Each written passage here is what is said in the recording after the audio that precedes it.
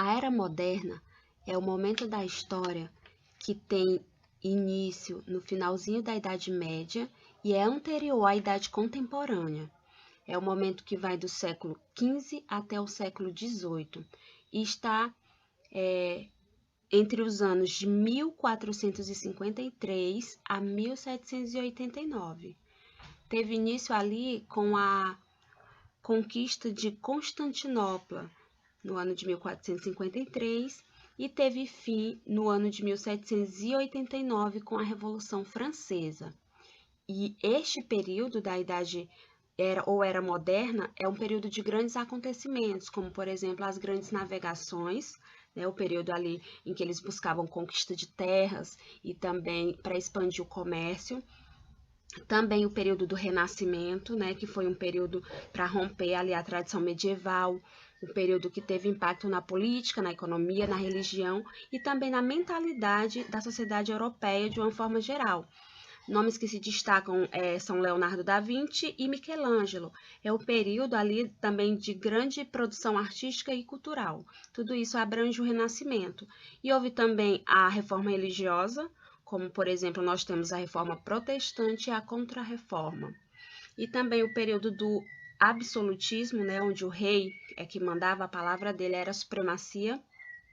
Temos também a burguesia, que foi ali aquela classe social que passou a ser dominante no sistema capitalista, e também o iluminismo, conhecido como século das luzes, onde houve grandes mudanças na mente das pessoas também. E há também ali, por fim, a Revolução Francesa, que mostrou a insatisfação com a monarquia por parte dos burgueses e houve ali aquela revolução.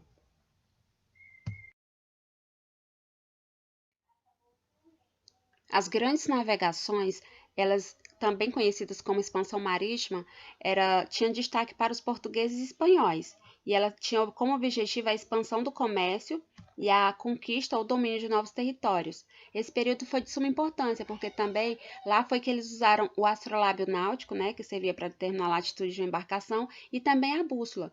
E tudo isso, feito junto com essas navegações, foi de suma importância para que ajudasse no progresso da tecnologia, enfim, até os dias de hoje. Então, aquelas grandes navegações tiveram bastante benefícios para a sociedade da época, tanto para os nossos dias.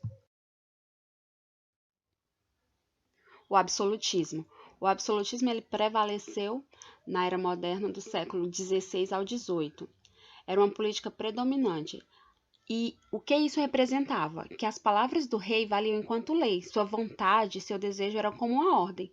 Algumas características é que apenas o rei poderia cunhar moedas e garantir seu valor.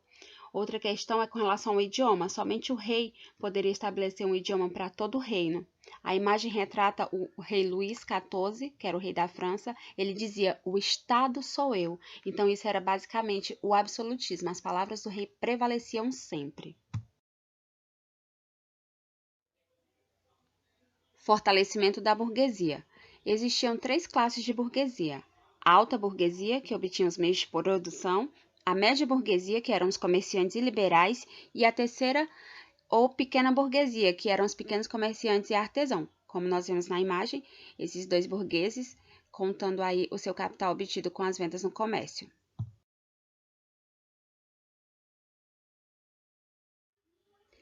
Queda do feudalismo e ascensão da burguesia. No feudalismo, o sistema político, o Estado era dividido por feudos, que era o senhor feudal, donos de terras, e escravos e camponeses. Só que lá ele só produzia apenas para a subsistência. Porém, os servos eles começaram a produzir excedentes. Com o crescimento das cidades e aumento ali do comércio, eles passaram a trocar aqueles produtos por dinheiro. Inclusive, os senhores feudais eles consumiam manufaturados e especiarias. Então, os burgueses foi aquela classe que cresceu, ou seja, que acumulou riquezas. Então, isso levou à queda do feudalismo, que perdeu ali a mão de obra, a força de trabalho. E a burguesia surge, que é o quê? Uma classe média composta por comerciantes e artesãos. A imagem nos mostra a sociedade portuguesa no século XVIII. Ela era composta pelos privilegiados, a alta nobreza e clero, e os não privilegiados, que eram o terceiro estado, burguesia e povo. Embora a burguesia já tivesse ascendido de classe, ou seja, ali já existiu a mobilidade social, que já era o fim do feudalismo. Mesmo assim, eles ainda não tinham privilégios e nem regalias. Então, é isso que acontecia na sociedade nesse período.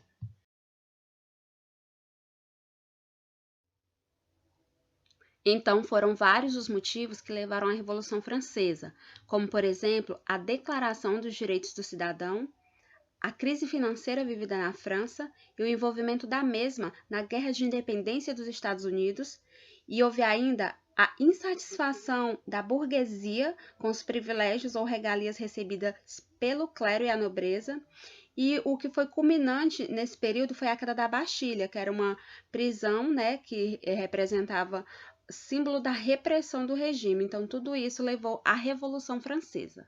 O Iluminismo e a educação. Os iluministas defendiam que a escola deveria ser leiga, ou seja, não religiosa, e livre, quer dizer, ela deveria ser independente dos privilégios de classe. Eles ainda defendiam que a educação estivesse a encargo do Estado, com obrigatoriedade e gratuidade no ensino. Porém, naquele período existia ainda o dualismo escolar, né, que prevalecia, que era uma escola para o povo e outra para a burguesia. Porém, naquele período houveram sementes plantadas, né, que fariam diferença na educação até os dias de hoje, como por exemplo Rousseau. Ele defendia a formação natural do homem no lar, junto à família. E existia também a pedagogia idealista de Kant, que seriam retomadas no século XX por diversos autores, como por exemplo Piaget. Então, o iluminismo ele foi conhecido como o século das luzes. Ele ajudou a ciência, a química, a astronomia e plantou sementes que foram, no decorrer do tempo, beneficiando toda a sociedade, inclusive até os dias atuais.